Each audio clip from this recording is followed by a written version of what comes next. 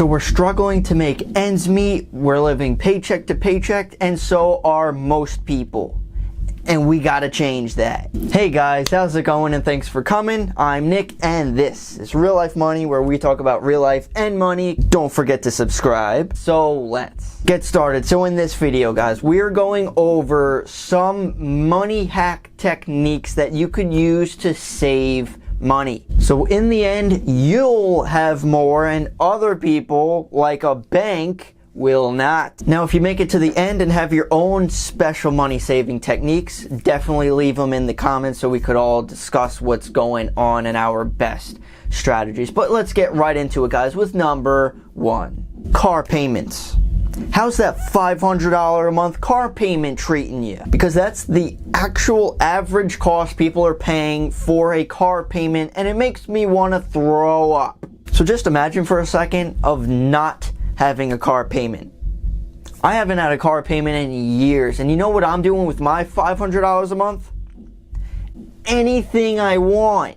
Now, yeah, you could be looking all hot, but I personally look at it in a different way. When I see like a nice fancy car, I actually feel bad for the person because they probably spent or is still paying a huge amount for this car they can't afford. Quick story, I used to work at a bank, and this chick pulls up, pulls up in an Escalade. Fancy SUV, looking all hot. Count pulls up, has $100. Moral of the story, don't be this lady. Does that mean you have to drive a less expensive car and more affordable?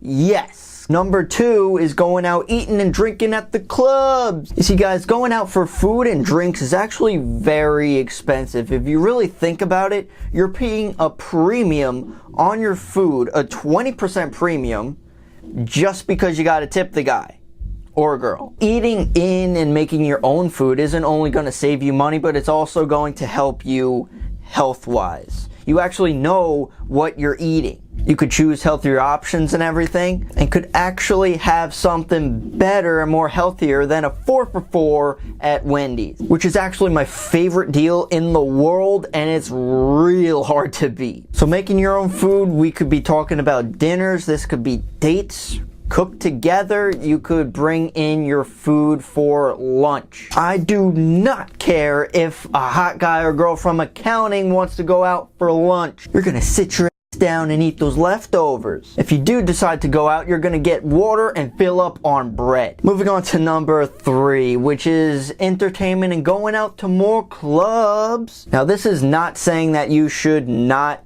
have fun, but you could still hang out and do more affordable things. You could go to the movies, stay in and watch a movie, watch more videos like mine. I'd have to say, at the very least, limit yourself to like a few times a month. Now, this could relate back to food and drinks with the boys, watching the game or something, going out to concerts and stuff like that. You could still sit in the back, you could still hear the damn music. Moving on to number four of saving you more money is your living status.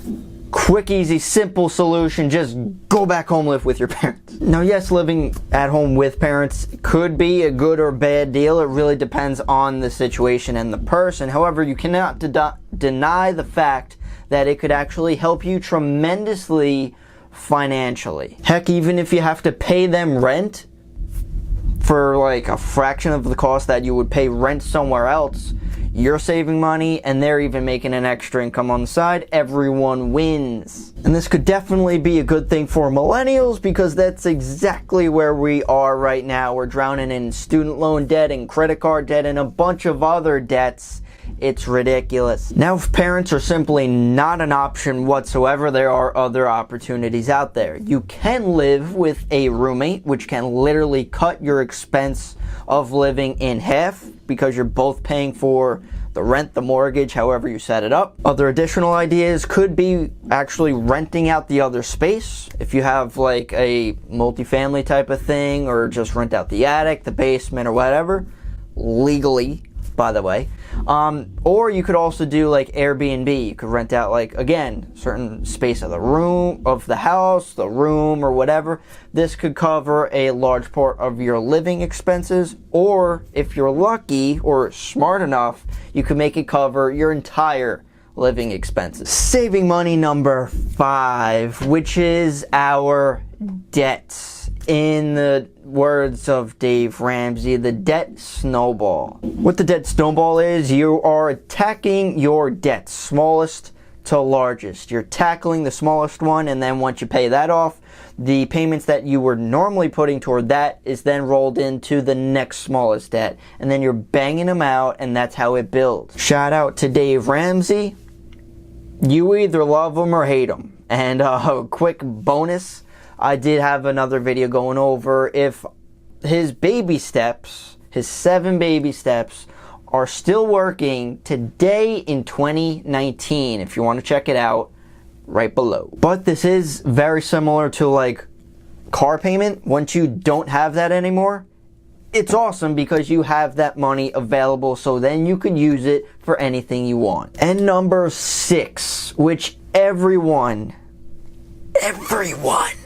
should set up, is automatic transfers. If it's out of sight, it's out of mind. You could set up automatic transfers to go straight into your savings account every week or whenever you get paid or every month.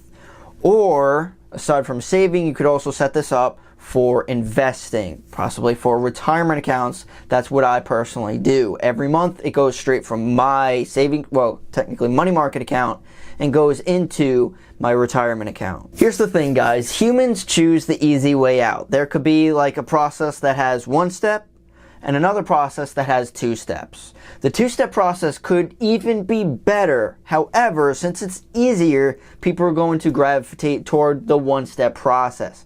Make it easier for yourself. Set it up automatically. So essentially there's 0 steps. You guys might have heard this before, but pay yourself first. And this is a strategy to do this. It's actually quite amazing when you end up taking money away from yourself. You just adapt and learn to live on less. These are all mental mind games. So if you're doing all of these ways and you're still screwed with money, well, you might need a side hustle. Luckily for you, I just did a video, like my last video, went over 10 side hustles that could help you with extra income. If you're interested, I'll leave a link in the description below so you can check that out. And those are the main things, guys. So if you have any questions, comments, concerns, please leave them down below. I'd love to hear what you guys have to say. If you have any extra ideas, any money hacks, or whatever you guys do, definitely let's talk about it. So thank you so much for watching, guys, and I'll see you in the next one.